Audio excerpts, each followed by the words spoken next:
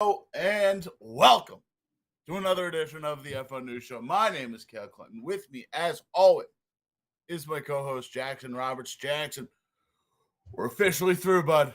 Regular season in the books. We are down to 14 teams vying for that Lombardi trophy. What a time, what a wonderful time of year. Super wildcard weekend, Cale. If you weren't aware, I thought the NFL was only going to stick with that term when they expanded the playoffs 2 years ago, but it appears that super wildcard weekend is here to stay. And what a weekend it is going to be. Saturday through Monday, so much football, but doesn't mean the other 18 teams that missed the playoffs don't have things going on in their organizations too. So we're going to have a bit of a split show today. Some coach firings and other news with non-playoff teams up front. Then we shift gears and get into playoff mode. I'm ecstatic. Let's do it. Yeah, first off, I don't know how long the NFL can keep up the name Black Monday. Like you said, works for 1 year when it's like, oh yeah, this is the difference between last year and this year. 6 versus 7. Yeah, how about we think of another adjective besides super too, since we already had the Super Bowl. Super Bowl. Yeah. Mega wildcard weekend? No, let's just go to wild card weekend because at some point it's the standard. But yes, Jackson, as you alluded to, week 18 is that time of year where, 24 hours after your season is officially over. You've played your last week 18 game. You're officially looking at draft prospects and free agents. It's a little day called Black Monday. It's a big trimming the fat day. The time where you kind of exercise your demons, you cleanse yourself of the coaches, of the general managers, of the OCs that you're looking to get rid of and looking to move on from. We start nowhere else but Arizona, where they've got a lot to trim off their plate. Let's start. The firing of Kliff Kingsbury. Kingsbury fired after 4 seasons, a 28-37-1 record. Never a great offensive team. Fascinating team because you really dump in a ton of resources to this offense. You bring DeAndre Hopkins, you bring in multiple draft picks, you're trading first rounders for Hollywood Brown. And you're really never able to crack top 10 status in offensive passing DVOA this year. Their 4-win season is their worst by offensive DVOA yet. The more baffling thing is that Kingsbury, along with general manager Steve Keim, both received 6-year extensions back in March, and ostensibly nothing's changed. And now both are gone. Jackson, an odd situation in Arizona. They didn't have to do that, Cale. They didn't have to give 6-year extensions to these guys. I mean, not to be bleak here, but we had an award on a yearly NFL awards show that I've hosted for a couple years, and you joined me last year. And one of the awards was the coach that probably should have been fired but wasn't. Kliff Kingsbury won this award after 2020. He didn't quite win it last year because his team made the playoffs, but he was still a candidate. This team's never lived up to its expectations, so they really didn't have to do those extensions. That was just self-inflicted error. But I guess the good news, if you're Arizona, is that money just comes straight out of ownership's pocket, right? Like, it's not like that affects the payroll. That's just a nice little hit to the old checkbook. And, it's not your $80 million, Cardinals fans, or Cardinals fans hoping that the team has money to allocate toward players. Like, that still exists. Furthermore, 2 years, $34 million remaining on DeAndre Hopkins' contract. Reports are out that he is likely going to be traded. So that could be more money coming off the books. Now, does that leave your team devoid of a great talent in DeAndre Hopkins? With Kyler Murray likely to miss at least a little bit of next season? Yeah, I'd say next season outlook is looking a little bit bleak, but it is a cleansing. Reports also out that Kyler Murray will have a say in who his next head coach is. Very interesting. It's been a very interesting year for Kyler Murray in terms of the narrative surrounding him and not only what he means to this organization, but how much trust they have in him. Because obviously, you have a lot of trust in a guy if you want him to be helping you pick your head coach. But maybe you don't have as much trust in a guy if you insert a homework clause into his contract, which is pretty much the start of when a lot of this went wrong for the Cardinals. Not many positive stories since. So it's going to be really just a fascinating offseason to follow this team. Like I said, outlook for 2023, not looking so good, but it's really more so about setting yourself up for the future, and who they hire is, step A and figuring out what that future ends up looking like. Yeah, the extensions to me, the way I had described it, always felt like it's parents, looking to save their marriage by taking the family on a trip to Disney before really just handing having over the papers and digging into the divorce. It's a very Tobias Funke, like, doesn't work for many, but it may work for us kind of thing. Yeah, this is one of the least attractive jobs in the NFL right now because just so much is going on within this organization. Whenever you hear anything about the Cardinals, beyond the JJ Watt retirement tour, it's never usually a good thing when the Arizona Cardinals are newsworthy, at least not in recent months. And that doesn't even get into the Hard Knocks thing, which is that this dysfunction has been on display for all to see for many weeks now. No, it does not get into the Hard Knocks thing, Jackson. That is a very good point. And yeah, I really don't know where Kliff goes from here, what his next situation is. We'll wait to see it all play out. But the clock's officially ticking because this Kyler Murray extension is in effect.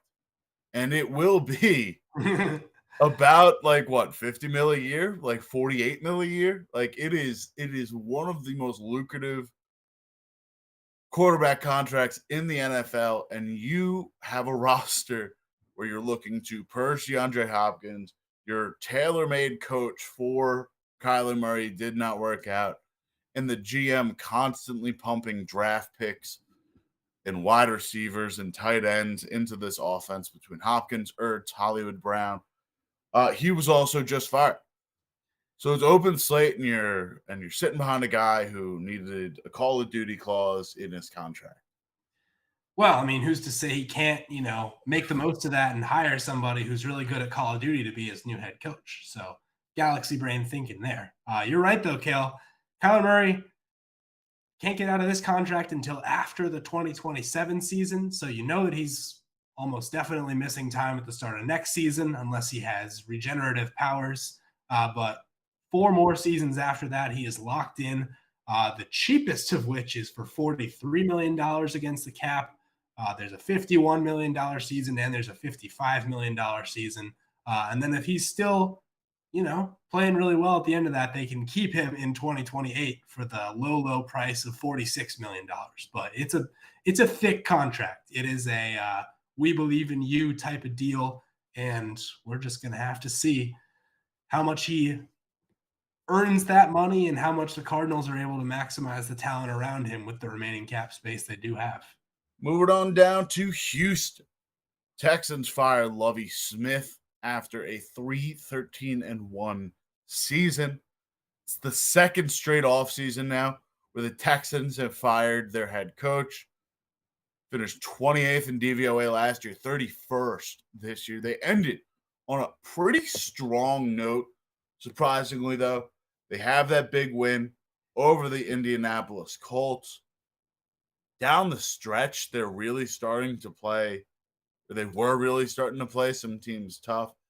They took Kansas City to overtime. They played Dallas close. They beat the Titans outright. Shellacking by the Jags in there, but it was a really interesting develop toward the end of this where Lovie Smith was getting the most out of his guys.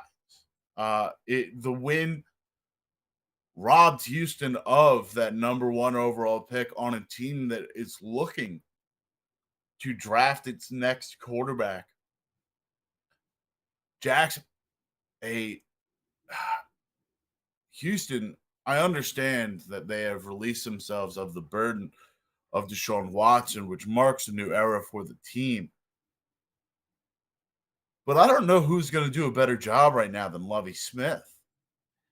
Well, I'll give some props here to a person I really respect, Bomani Jones, who went on CNN yesterday, and I think laid it out as well as anyone can. So, not to borrow all of his talking points here, but I think it's worth reiterating a lot of what he ended up saying, which was that this team, like no self-respecting coach, is really looking at this Houston Texans team and having any assurance that this is going to be a job that they can take and hold. And it's not to say that David Culley last year and Lovie Smith aren't self-respecting people. They're very well respected, but these are two coaches that were in their 60s and probably weren't getting other opportunities to be head coaches anytime soon. And obviously head coach money is a significant more amount of money than what they were getting in their current situations. So Houston is going to have to answer, and already has been forced to answer, for hiring two black coaches in consecutive off seasons when it really doesn't seem like there was anything more or less that they could have done to keep the team from being towards the bottom of the NFL, because that was what the talent on the roster dictated. And credit yesterday to DJ Bieniemy, who I believe is the head Texans reporter for ESPN, for asking Nick Caserio, why should a black coach feel confident in taking this job? And Nick Caserio just kind of deflects the question, says it's not about race. Each coach has their own comfort level. I'm going to be honest, and if somebody wants to fire me, that's their prerogative, but I'm just doing my job. I can't really imagine, beyond black coaches, like what coach is going to see this situation in Houston and think, oh, wow, I can step in here and really do my job uninterrupted and have the pieces around me that I need to make this thing work. Yeah, it was a pretty big non-answer by Caserio there. Good on whoever was the reporter who confronted Caserio on that question. Jackson, we're down to 4 teams now. Yes. No, sorry, 5 head coaching vacancies. Cardinals have yet to announce who they're planning on interviewing for the job. However, we do have some names courtesy of CBS Sports for doing the big roundup, but we've got a list of names that kind of have every coach's current, or every team's current interviewing process for coaches. There's a lot of overlapping names in here. You, of course, have Ben Johnson, the Lions offensive coordinator, who has really endeared himself not only to the Lions, but the rest of America following Week 18 Sunday Night Football win over the Green Bay Packers. You have Raheem D'Amico Ryans. Don't know why I said Raheem. Oh, Raheem Morris, that's why. D'Amico Ryans, 49ers defensive coordinator, appears on multiple of these lists. Denver Broncos head coach, Houston Texans head coach. We also have Ejiro Rivera, the Broncos defensive coordinator, interviewing for multiple jobs. Then, of course, we've got the wild cards in there. Sean Payton, former Saints head coach, interviewing for roles with the Broncos. There's going to be some heavy trade implications with that. And apparently, Saints are looking for at least a first and then some. Then we've got Jim Harbaugh, current Michigan head coach. While most reports are saying Harbaugh will return to Michigan, still interviewing for that Denver job. There's a lot of arrows pointing to him at some point leaving college football. And the original report about Harbaugh coming back to Michigan broke well before a separate report of Harbaugh potentially facing pretty big NCAA violations for non-compliance on an investigation where he bought a freshman recruit a diner burger. Not like he's not taking him to Ruth's Chris or Peter Luger's. He's buying him a burger at the Brown Jug, Jackson. Yeah, you can't do that. Just can't. Yeah, you can't spend $6 on a burger named after your dad. Well, Jackson, with those names in mind, are there any particular that as we get into this lengthy process that stand out to you at all? I've got three that I would be surprised if they don't end up head coaches next year. And if they don't, I think it's going to be more on them not feeling the right fit, more so than them not being desirable, because you look at these lists and their names are sprinkled everywhere. D'Amico Ryans, I think, is the number one coach that I would want to hire right now. I get that the push has been towards offense the past few seasons, but just everything that the Niners have accomplished with their defense the past few years, the way that he's able to not only maximize stars that exist within the organization, but getting more out of the secondary, dealing with an injured secondary for most of the year and still getting production, developing young guys like Talanoa Hufanga, who's probably the number one safety in the league this year and will be first team All-Pro. I just think he's getting a job unless he really doesn't like any of the opportunities that are available. And then the offensive coaches I have my eyes on, younger guys, Ben Johnson, Detroit offensive coordinator, and Shane Steichen, Philadelphia offensive coordinator. I've been thinking Shane Steichen was at the top of the offensive coach board for the entire season ever since the Panthers fired Matt Rule. And the way Johnson has gotten the most out of Jared Goff in Detroit and found ways to maximize both the running game and the passing game with the talent they have there, I think those guys are top candidates who can get jobs if they want them this offseason. I'm a big Johnson guy. It would be really cool to see him lead a team because of the creativity and because of the way that he has been able to really make a Jared Goff offense work, with not exactly household names in the receiving corps, but a bunch of excellent players in Amon-Ra St. Brown, Jameson Williams, DJ Chark, Josh Reynolds. What they've been able to get out of the tight end room post TJ Hawkinson has been really impressive. I'd also love him to stay because now we've figured out that the Lions are pretty good when it comes down to it. So I'd like to see one more year. The same way the Chiefs keep holding on to, Eric Bieniemy, where he interviews for jobs, but at the end of the day, he's cooking with the best of them. Why not though, Cale? Why is Eric Bieniemy not on any of these lists? Like, I get that they're still alive, but I haven't heard any buzz about Eric Bieniemy being a head coach candidate this offseason. What else does Eric Bieniemy have to do?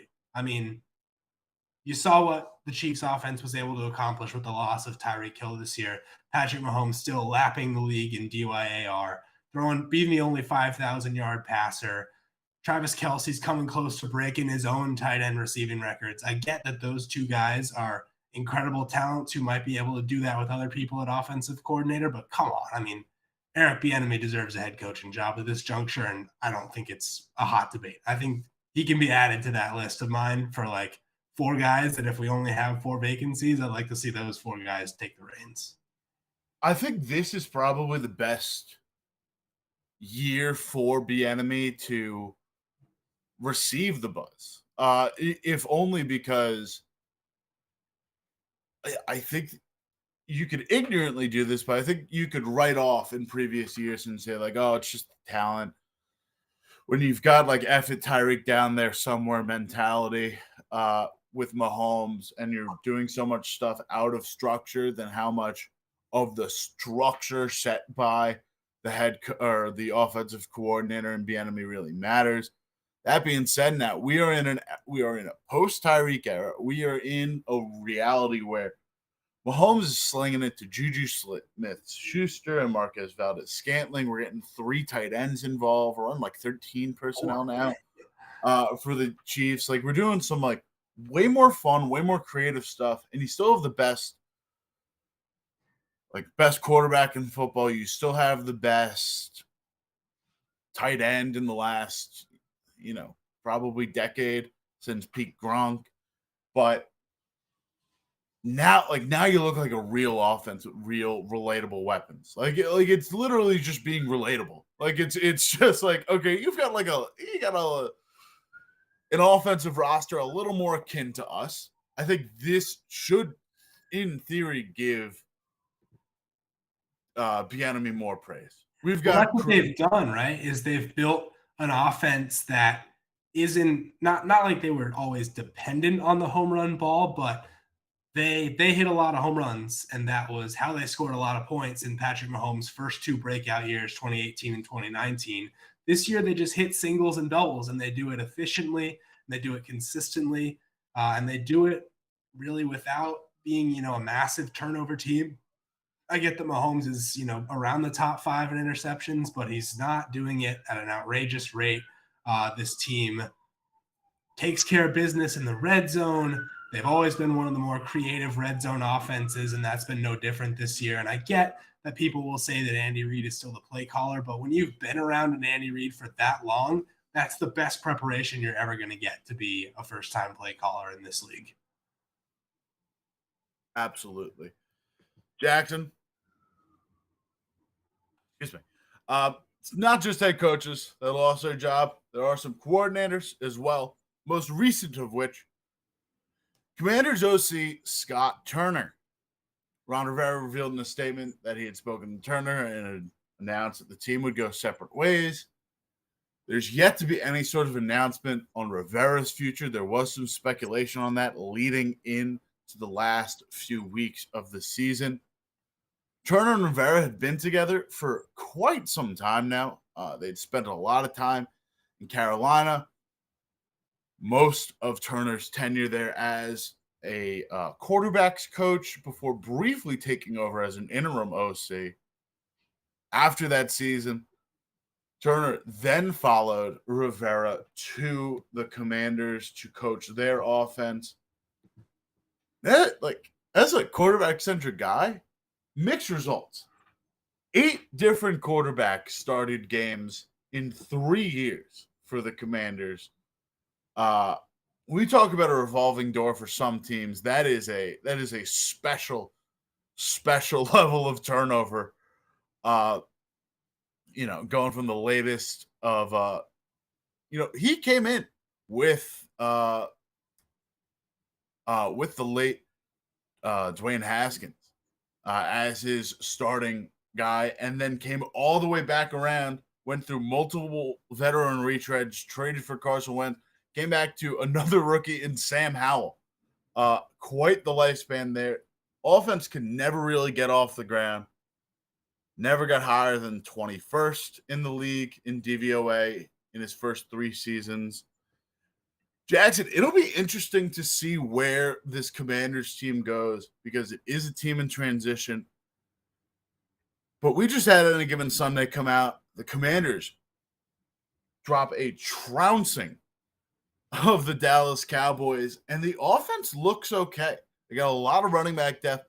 They're 3 deep at receiver in a really meaningful way.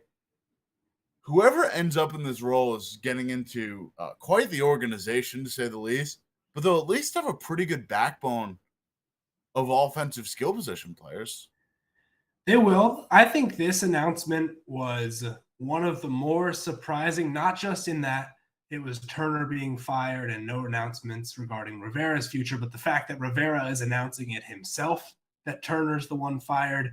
Not here to speculate, but is that just guaranteeing that Ron Rivera stays with Washington? Is there still potentially, a short leash going into next year if he is staying around? It's really interesting to contemplate, especially when you consider that this is a franchise that's largely in limbo right now. Whether it's the owner or GM making decisions on the head coach being fired, right now the owner's more focused on, am I going to keep this team and how many ways am I being sued / investigated? So really going to be interesting to continue to follow the Commanders throughout the offseason. We say that every year, and it's with good reason. And on the football field, is Sam Howell in contention for the starting job next year? Is he the favorite for the starting job next year? Are they drafting someone? Are they trading for someone? And in a way, I feel like the Commanders are maybe a little bit more of the Tobias Funke team, as you mentioned, Cale, where they've seen teams like Indianapolis, like Cleveland, trot out retread quarterbacks for years, and they've said, this hasn't seemed to work. Maybe this is going to work for us. Boom, Carson Wentz in the building. Will they continue that ideology? I would hope not, but anything's possible. It's still so funny to me that they got Carson Wentz from Indy. Like, they watched the product and were like, yeah, no. The team known for quarterback play over the last 2 decades is unable to fix this guy. We can. We sure can. They'll certainly be in a position to – actually, they won't, because they were an 8-win team. I was going to say they'll be in a position to draft a quarterback. Probably not in the first round. Commanders should pick 16th overall per tankathon. Maybe they sneak in and snag a guy in the second round, like an Anthony Richardson type project, or maybe they trade back and do something. It'll be interesting to see. That will certainly be a team to monitor as the offense goes on. Moving on to Chicago. General Manager Ryan Poles, as we said with the Texans, had to address the fact that they got the number 1 pick. And this doesn't feel like a team that was number 1 pick worthy, because every time you watch the Bears, it's like you're praising Justin Fields. You're talking about all the cool stuff he's doing at quarterback. The second-year leap that he's making. You're getting, some good stuff out of defensive guys like Jack Sanborn. You're getting a lot of good play in there. But now you got number 1 overall. Poles, Jackson, had you specifically come out and say it would take a lot for us to really move on from Fields at this point. They are in a fascinating position heading into the 2023 NFL Draft, officially on the clock. They are on the clock, and they got bargaining chips, Cale. Whether that means trading the pick, whether that means, unlikely, but trading Fields is an option that's been floated, and some have said that they should do it. I'm not of that camp, but it's certainly possible. You're not going to be in this position likely again. So what you do with that pick, whether that's just holding on to it and drafting the number 1 on your board, and they certainly have many areas of the roster that need addressing, whether that's trading the pick to get a king's ransom in return, whatever it ends up being, that decision, this is a gifted position that they're in, but also a very important one. They have to, make the most out of it, because like I said, they're not going to be in this position again, most likely. And worth mentioning, Justin Fields, as much as we love the performance this year, second leading quarterback rusher all time in a single season, was also 34th of 34 in both passing DVOA and passing DYAR. And in fact, he was 34th by a mile, like dead last, not close. You can obviously point to a lot of mitigating circumstances, but despite the improvements that we saw and how much we liked to play on the field and how much we enjoyed watching him progress from the start of the year to the end, he still has a long way to go, particularly when it comes to actually throwing the football, which is, in most cases, the principal job description of an NFL quarterback. Jackson, a lot of that to me, like we saw just how special he was as a rusher. He is 4th in rushing DYAR, 11th in rushing DVOA among quarterbacks. That being said, a thing we knew going into the season was just how bad that this receiving core was. You have investments in your league guys outside of Darnell Mooney, who ended up on IR, were Equanimeous St. Brown, Byron Pringle, Dante Pettis. They get N'Keal Harry toward the end of the regular season cycle. They get Chase Claypool for a 2nd-round pick. Really was not able to do a ton for this team, or was at least a bandage on a bullet wound for this Bears passing attack. I have to imagine that you watch some of the Bears passing, and some of it has to fall on mitigating circumstances around it. It's the reason why Fields is able to rush so much. It was the reason why Fields came a couple yards shy of resetting the quarterback rushing record set by Lamar Jackson. Like, we don't have a fantastic offensive line. When you don't have receivers to throw to, you got to do it with your legs. And I respect the improvisation. I just wonder how much more they need to get going between, Kmet was fine. Mooney was fine when healthy. We were getting down to, EQSB, Chase Claypool, Byron Pringle, Velus Jones Jr., who was up and down a lot because they drafted a 25-year-old wide receiver. It's a weird sort of team. And I hope they stick with Fields. Personally, I was a Fields to the Patriots believer when they were in that quarterback market. I just wonder how much is going to be focused on helping him out than working on development. That being said, I think this is about the best possible situation you could be in for the Bears, because at the worst, they trade down one and keep going. Like, jumping in front of Houston to make sure that Houston gets their guy is going to be a fascinating exercise, because you could just keep going. Like, you could keep fielding trades and see how much you can accrue. They are in the driver's seat of the 2023 draft. And that's kind of what I'm saying is they need it. And look, you pointed to all the mitigating circumstances, and that's very valid. But at some point, the results do also speak for themselves. And I'm not blaming Justin Fields for it fully. But when you are the least efficient passing offense in the league, and when you did close the season on a 10-game losing streak, which felt like a lot of wins in there, right? Because they were coming close and they were improving their draft position. But wins and losses still matter, and they still lost 10 in a row. Like, I felt all the positive spin, but by the end, I was like, boy, wouldn't you like to win at least one of these? Of course, the silver line. No, you wouldn't, because you wouldn't have the number one pick, Jackson. I get it. But you lot, this is a bad football team. They have so many areas to address. Maybe they need to trade that number one pick because you need a receiver. You need offensive line help. You need defensive line help. You need secondary help. I get that you're excited about some of the pieces you do have, but you're still among the league leaders in missing pieces that you don't have. So use the cap space, trade the pick, get all the assets you can, because you have more things to fix than maybe anyone else. I mean, they were already trying to suck when they, trade Robert Smith, Roquan Smith, and Robert Quinn.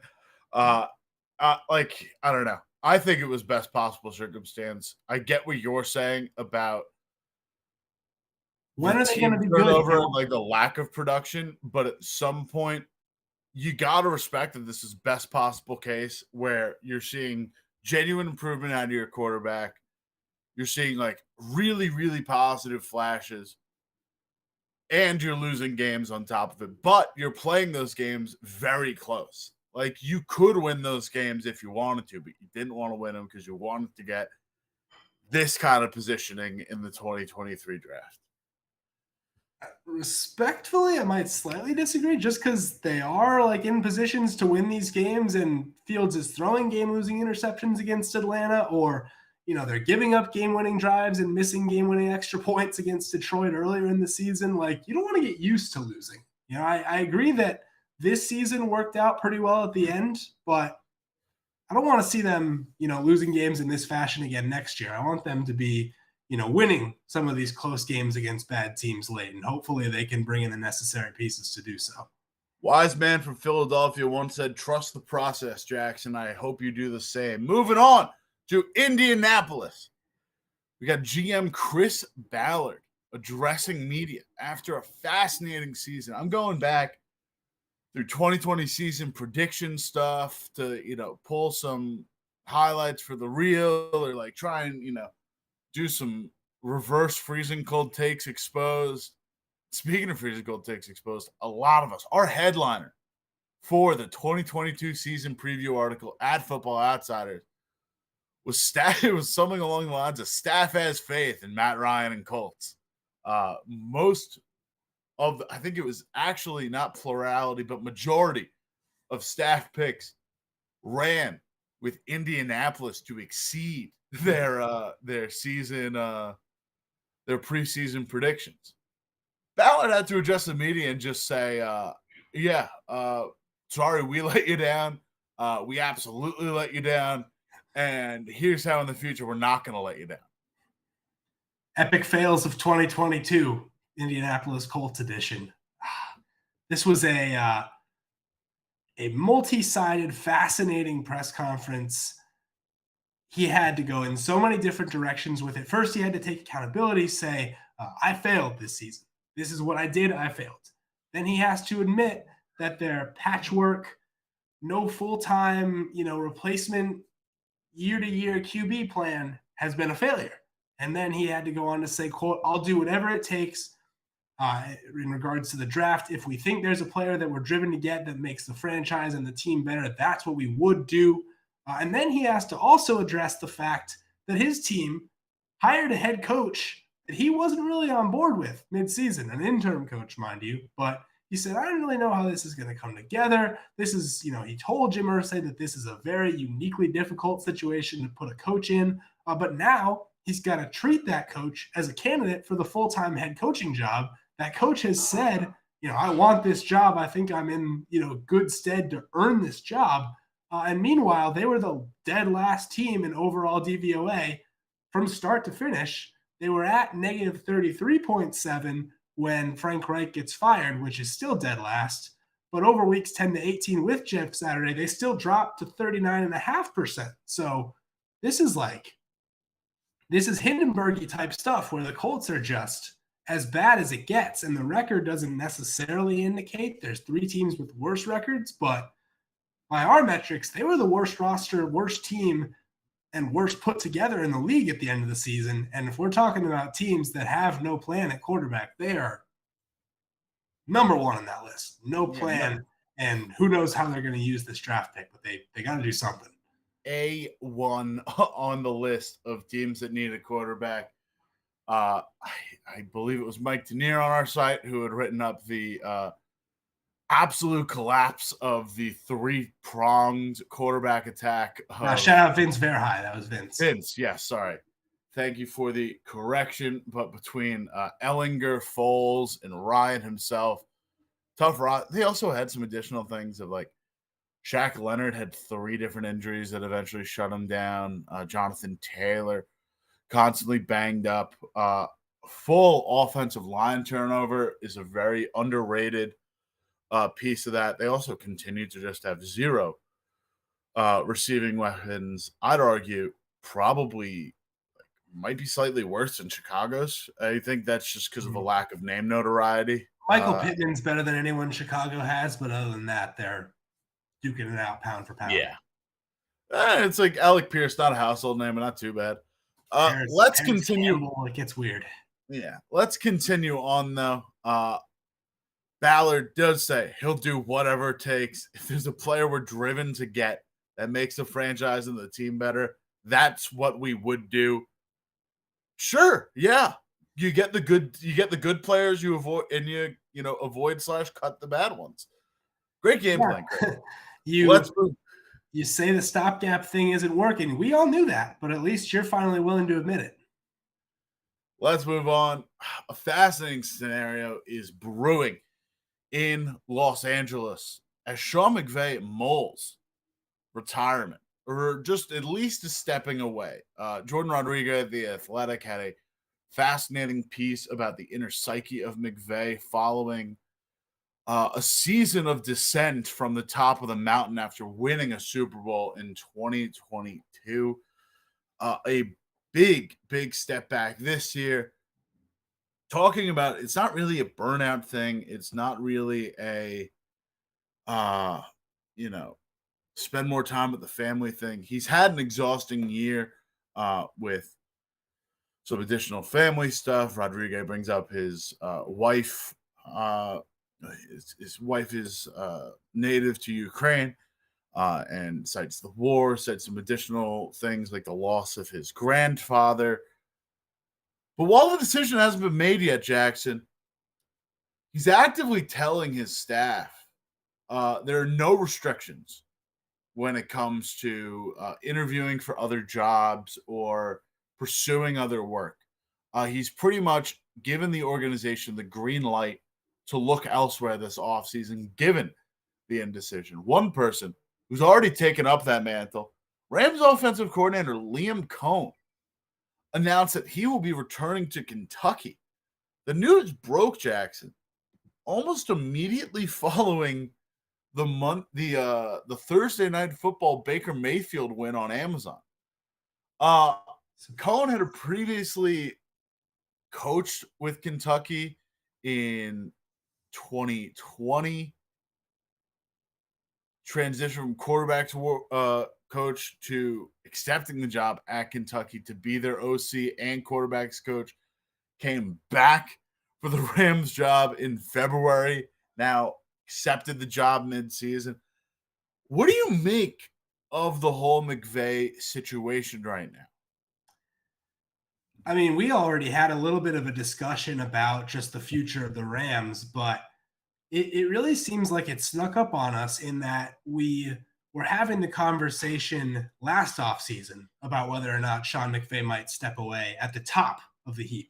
And now, given the way the season unfolded, it seemed pretty unlikely, I think, that he would want to go out like this. But just in the past week or so, there's really been this growing sense among insiders, among people with sources close to Sean McVay, or just people who know Sean McVay and are maybe reading the tea leaves, that this really might happen. And would be a fascinating coaching vacancy, would be a fascinating team to just follow next off season, or this off season, because for them it is the off season, because you have a lot of expensive star talents, some of which might walk away, some of which are looking more likely to stay, some of which you might be encouraged to trade away if your coach is gone and it turns into a multi-year rebuild. And we sort of talked the other day, is it smart to do that? Is it smart to just blow it up entirely? Or because you don't have first round picks, is it smart to just, keep the band together a little bit and try to put together at least a competent product on the field for your fans for a couple of years,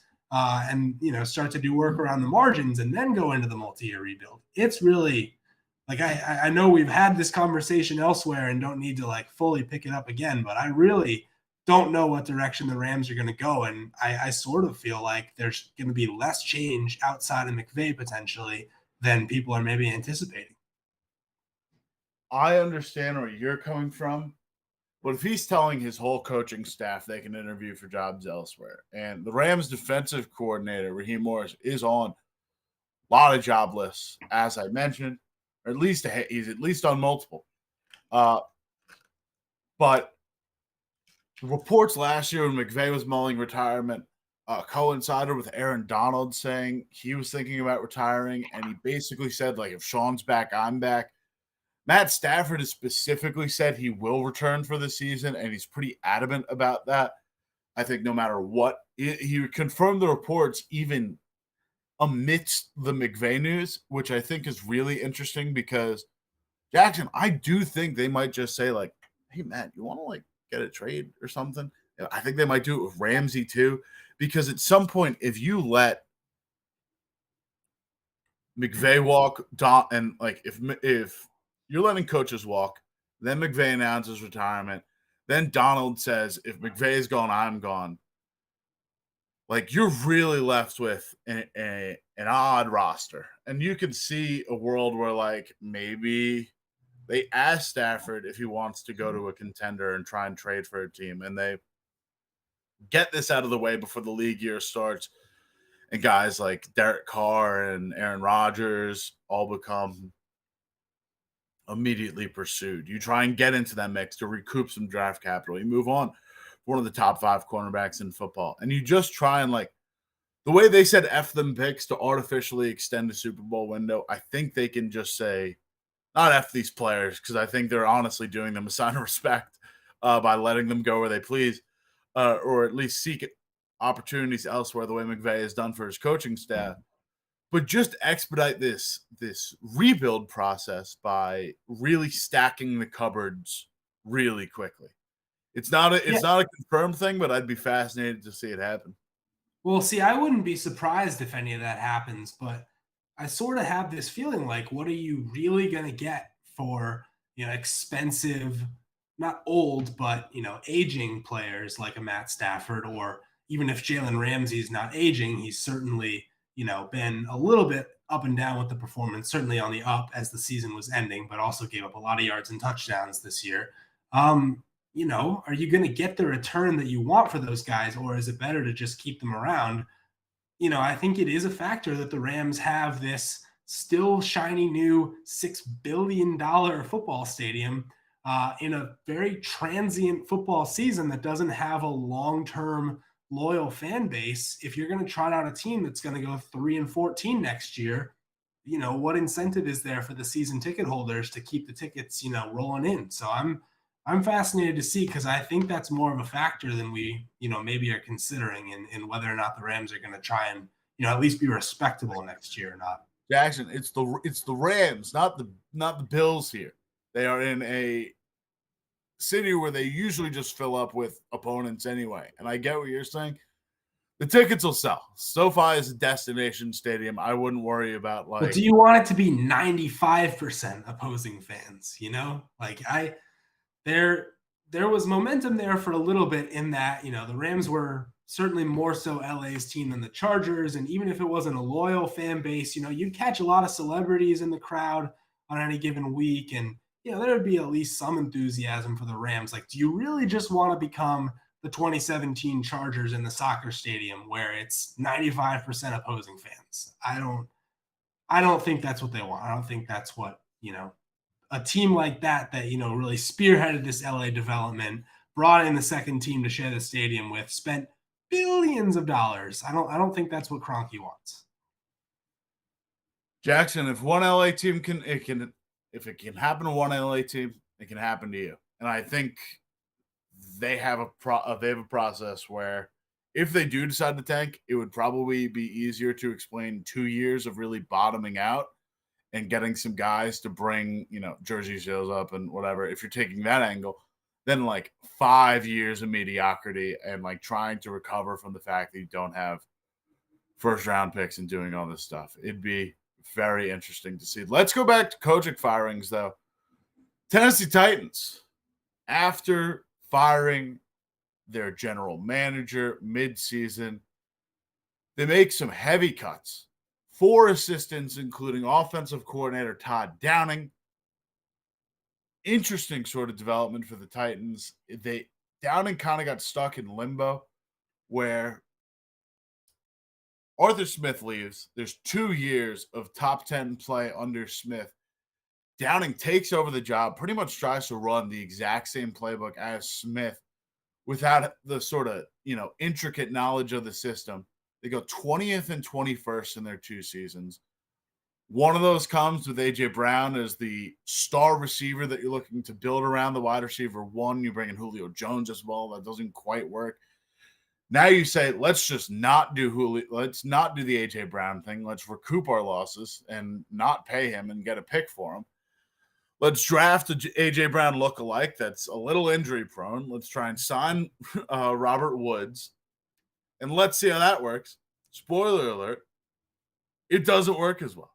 21st in DVOA. A fascinating development, Jackson. Interested to see where this team goes because outside of Henry and Tannehill, you're pretty much starting from scratch. It's a new refresh on offensive line.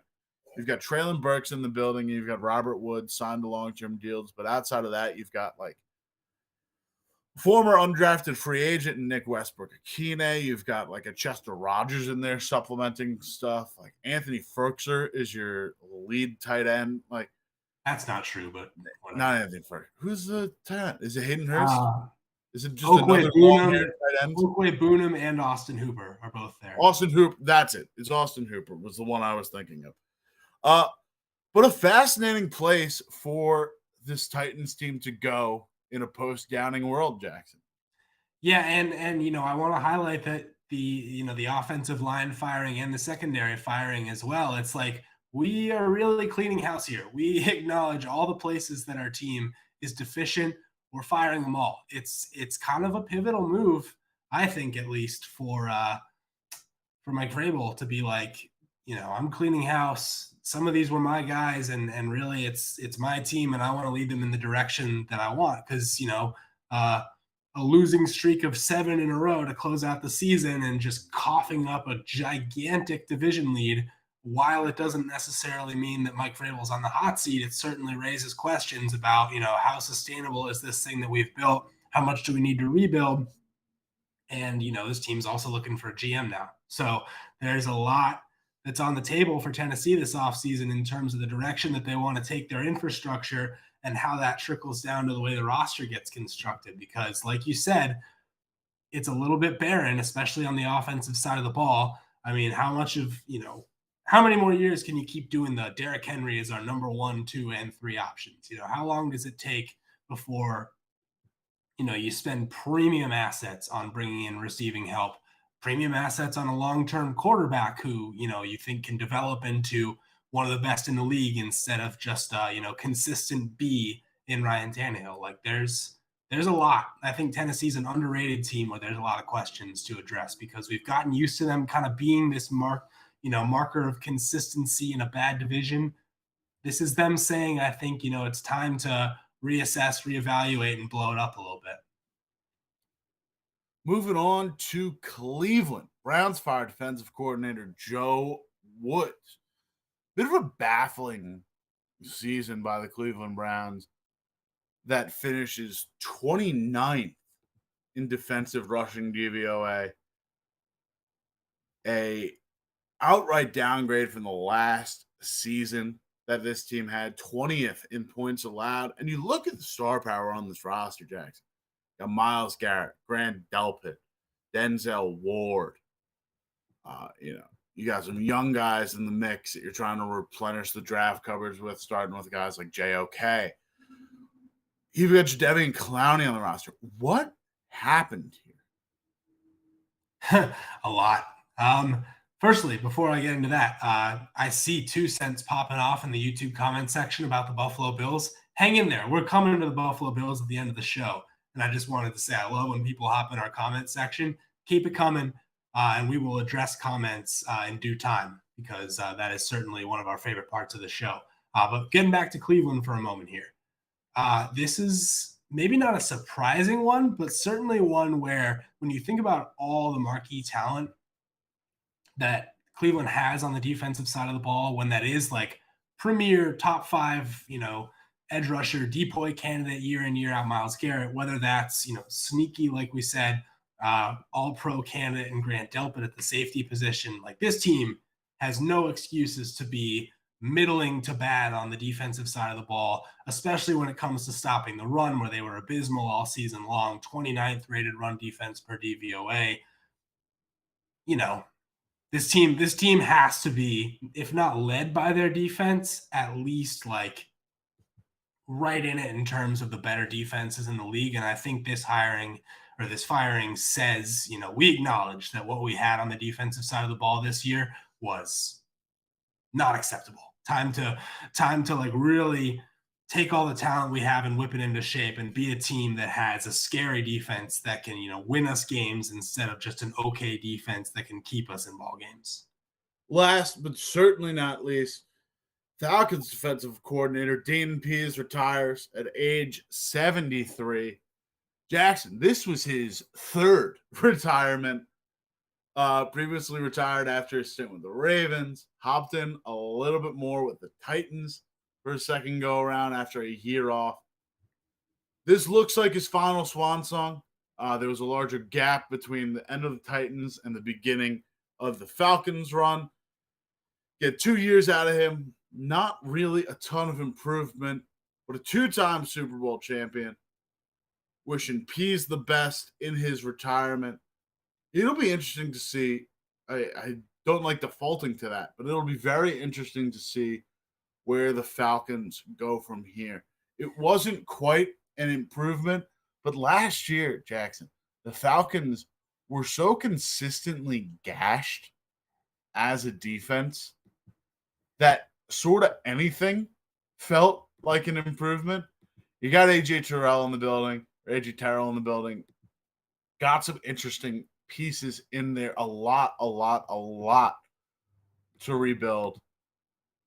But at the moment, you just got to give a nice send-off to a legend in defensive coaching circles. No, absolutely. I mean, at this point, Dean Pease in the quotes he's given about his retirement has said, like, I want to travel, I want to enjoy time with my grandchildren and see more of the world, and he deserves that right 100%. When you put in 50 years in the football profession, including 18 in the NFL, like that's your time well spent, and it's time to go spend that time elsewhere. But it is interesting how that's kind of become the refrain of this episode, right, Cale? Like most weeks we have a refrain of like, oh, this guy got hurt. That really stinks. We feel terrible. This week it's be interesting to see what they do in the future, because that's the spot we're at in the season where a lot of teams are staring into the great wide open, wondering what that future holds for them. And you can add the Falcons to that list. Jackson, we've closed the book on Black Monday. While we are certainly not out of the woods of all the coaching turnover, we will have updates on the other side of it when these guys start, or when these spots start getting filled. Jackson, we got some playoff teams to talk about. We do.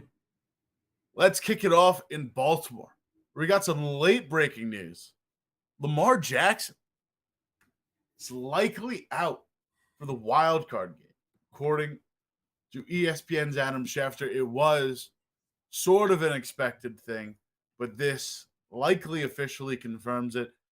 Jackson has missed practice again. It's been 38 days and 5 games removed from his initial PCL sprain. Things are looking dire.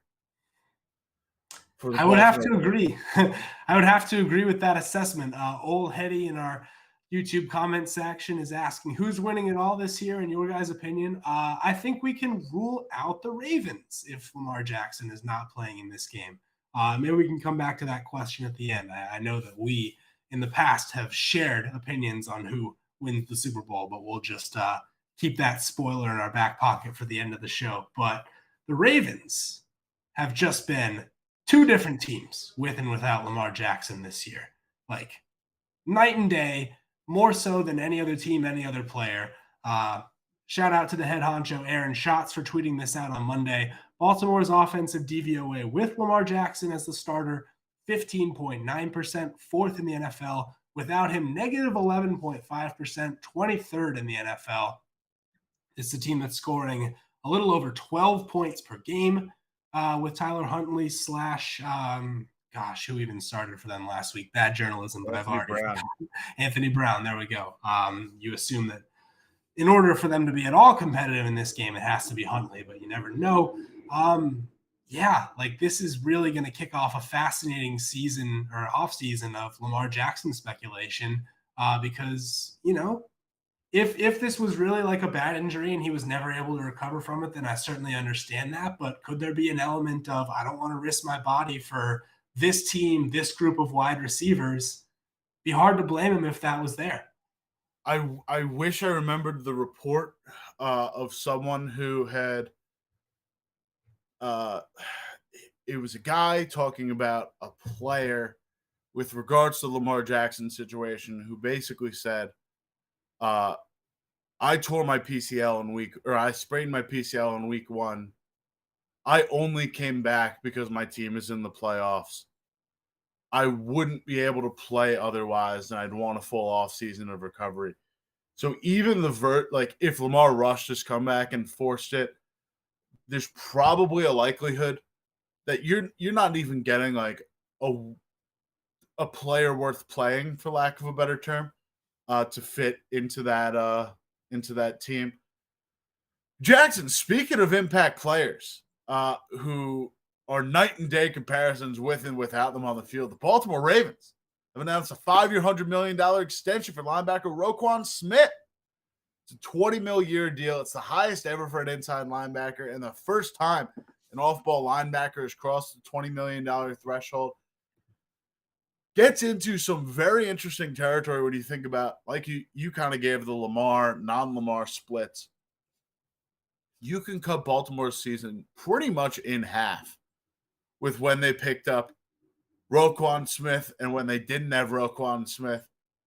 Before, weeks 1 through 8, 15th in the league with a 1.3 defensive DVOA, 22nd in defensive rushing DVOA. Weeks 9 through 18, third best in the league, negative 16.5% defensive DVOA, second best in the league in rushing, negative 30.6. It's a lot of money, but it's a great ad for Baltimore, in my opinion. Yeah, I mean, these guys cost what they cost. Roquan Smith's a baller. He, on my personal ballot, is a first-team All-Pro, and those guys deserve to get paid like that. He tied Bobby Wagner for most total points saved per Sports Info Solutions among all linebackers this season. Set a career high in tackles, which, it's maybe a bit of a boomer stat, but, you tackle somebody, they don't score on the play, so it matters. You got to get a guy down. Yeah, he can't just keep running. Hey, Patriots special teams, listen to that. If you tackle a guy, he doesn't score a touchdown. Yeah, I think this is good news, and obviously the Lamar news steps on it a little bit, but the Ravens are building a sustainable, younger, they were so disappointed from what they had gotten of the off-ball linebacker position the past couple of years, and Patrick Queen not performing up to the first-round standards. This is a guy that's performed up to every standard and then some, and certainly deserves the compensation that he's getting.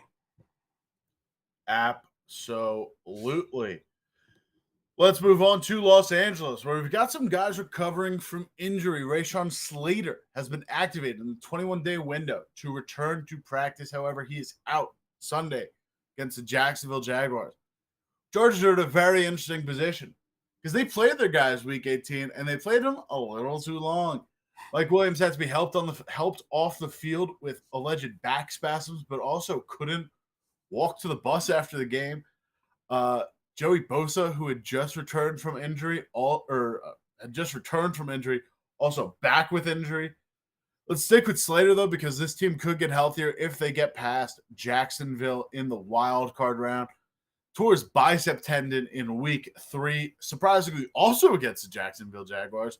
It's been ruled out since. Jamari Sailor has been an interesting fill-in, doing a little bit of help in there, but not nearly as impactful as Slater has been for this team. No, sir. Slater, when you make All-Pro in your first year in the league, that earns you a rep pretty quick as a left tackle not to be messed with. And if they get him back, that's a game changer. There's, a slight discrepancy in terms of the blown block rate stats, in terms of the total points earned stats between Jamari Salyer and Slater. And all that adds up over the course of a season. Chargers as a team are 9th in adjusted sack rate, which is pretty good. 26th in adjusted line yards. So not really moving the pile on those rushing, short yardage situations. We've bemoaned not only Chargers play calling, but Chargers inability to get a push on 4th and short all year long. And potentially the return of Slater could have a big impact on that if, as you said, they're able to get past the Jags. Let's move on to Miami, where we know one person who will not be playing quarterback this weekend. Tua Tagovailoa officially ruled out of the contest this weekend against the Buffalo Bills. Team is preparing to start Skylar Thompson, Jackson. That they are. That it stinks because you saw what Miami can be when Tua's healthy all year long. But given everything we know about the danger of repeat head trauma and, multiplying concussions having bigger and bigger impacts, this is undoubtedly the move that needed to happen. It does make this game between Buffalo and Miami a whole lot less watchable. A game that I think both of us were picking Buffalo to win anyway. Now we're sort of just anticipating a little bit of a slaughter here. But in terms of the long-term future of Tua, whether or not Skylar Thompson is able to pull off the greatest first-round playoff upset of all time or not, it's got to be better to be heading into an offseason with the chance to get healthy and, see where the career goes from there. But number one thing is just we do not want to see another concussion, especially this soon. And I am personally glad that he's, abstaining from trying to take part in this contest. Well, he wasn't cleared, so it wasn't really up to him. Dolphins will also likely be without running back Raheem Mostert, who broke his thumb and underwent surgery on Monday. Like Daniel says, it's hard to imagine him coming back, but quote, "I'd never put anything past Raheem Mostert." Jackson, let's end on a positive note. Please. Last week was a pretty somber show. Focused a lot on the, obvious tragedy at hand with Hamlin, the scary sight on Monday night. Jackson, we got great news. Officially moving back to Buffalo. Not discharged from the hospital, but released to go back home and get some additional tests done. Was flown from Cincinnati to Buffalo on Monday, where he was admitted to the Buffalo General Medical Center. Hamlin, all smiles. The photos out of him have been fantastic. Has been live tweeting most of the games. In addition, there's been a bit of a workaround. Not workaround, but an agreement between the Bills and the NFLPA and the NFL that if there were any potential long-lasting damage that would make him unable to continue a football career, they'd be able to pay out most of his contract, which is not a guarantee for most NFL players. Well, the point has rightfully been made that near tragedy needed to occur just for a team to do the right thing in terms of fulfilling this clause. But yeah, Damar Hamlin's contract contains the standard split clause where if he goes on IR, the Bills pay him at a massively downsized rate of $455,000 per year instead of the $825K rate that is written in on paper. So for every week that he's on IR, that just means basically another $20K out of his pocket. So, kudos, I guess, is the word for the Bills for doing the right thing, but more teams should adopt this policy and it shouldn't take, cardiac arrest and harrowing near-death situations in order to do the right thing and pay these guys out that risk, life and limb week in, week out for these teams to try and win games. But returning to the positive side, like you said, our show was so somber last week and really just not much that we knew about Hamlin at the time. The phrase mentally intact was starting to come about, and that was good news in a sense, but we still had no idea really what the long-term implications were going to be. And the news that not only were there no underlying conditions, but the fact that we're seeing him released this quickly from the hospital. Everyone who's done interviews on the subject has said, we didn't expect it to be this positive this quickly. We're overjoyed with the results. Seeing his smiling face all over the internet has been just a real breath of fresh air. And there's other good news around the Bills too. Micah Hyde, his practice window just recently opened. Same with veteran wide receiver Jamison Crowder. Obviously you're not getting either of those guys this weekend, but as has been pointed out, Damar Hamlin, was filling in for Micah Hyde. Could be a big loss at the safety position for them in the playoffs. If Micah Hyde's able to come back, that's massive. And this is a team that is playing with all sorts of momentum right now, not just in terms of, the X's and O's on the football field, but this news, I think, is, really contributing a lot to the psyche of this team and is giving them more to play for than just, the pressure of winning a trophy. Certainly. I mean, you watch the joy in that Buffalo New England game. The photos and practice coming out Thursday before. This is a team that's playing motivated, and it's a really, really, really cool thing to see. Yeah, and just to close the loop, Cale, our comments are asking, who's our Super Bowl pick? Can we trust Buffalo in the Super Bowl? You see the old school Gronk jersey behind me. I am a Patriots fan by nature, and I am not doing this out of any sort of certainly not out of any sort of bias. But I picked Buffalo to win the Super Bowl at the start of the season. I'm sticking by it, and I think that the way they're playing right now, there seems to be more in their corner than just good football play, and that does not hurt going into the playoffs. I think they're trying to win this for one guy in particular. And we're really grateful of how good the news around that guy has been this week. Yeah, no, same boat here. Got to ride with him. That same Matt Ryan 2022 season preview article that I had mentioned had me picking the Buffalo Bills over the Los Angeles Rams. So I could be halfway right. But hey, I picked the Niners, so I'm still alive, and I'm sticking with that. Bills over Niners is my Super Bowl. Gotta ride with my guys. But that'll do it for us today here at the FO News Show. Got to, as always, thank our friends at Underdog Fantasy. And guess what, Jackson? Listen, regular season's over. Fantasy playoffs are over. But that doesn't mean the fantasy football's over because it's best ball mania time, Jackson. Ooh. You know these prizes? You could, first off, I got to say, you could double your deposit up to $100 with promo code OUTSIDERS. As always, that's the standard deal for us.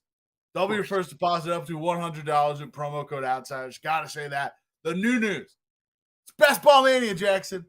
Chance to win a portion of a $1 million prize pool. First place, $200,000. Second place, $100,000. Jackson, let's say you're not that great at fantasy football. let's say, I'm not vying for that $200,000 spot. I'm not going to finish top 10. If I finish 10th, I could still win $4,000. Jackson, there's 43.2 thousand entrants in Best Ball Mania right now.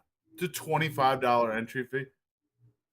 You come in 7,200th place, you get $50. You double your money. You got to finish 20th, just over 20th percentile. You can do that. That's doable. We can get there. Could. Actually, we just picked our playoff teams for among the staff. It'll be. Listen, if I just throw my team in there, I think we got it locked in. Wow.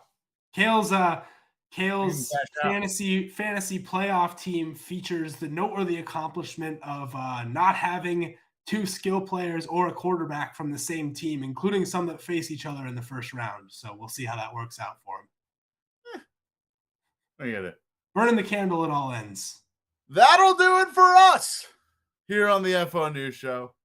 You catch us every week this playoff run, Wednesdays at 1 p.m. Don't forget to hit that subscribe button. Don't forget to check us out. What? Why are you pausing, Jackson? Oh, I'm saying do it. That's my. Oh, I thought you were like, hold on one sec. I thought you had one more. Do you want to talk about getting in the Discord, maybe? You should get in the Discord. We talk about that every week, but why not do it? Just go talk to the lovely personalities of Football Outsiders, such as Vince Fairhigh, such as Mike Tenier, such as the man in charge himself, Aaron Schatz, Cale Clinton right there, Brian Knowles, all the boys. Hop in there, talk football all weekend long, all playoffs long. FO Discord. Get active. FootballOutsiders.com/subscribe as well. $5 a month will get you all the premium statistics, all the premium articles, betting info, fantasy info, whole bunch of stuff. You get the full archive of about 2 decades of Almanac. Jackson, for you, I'm me. We'll see you next week. Good sign off.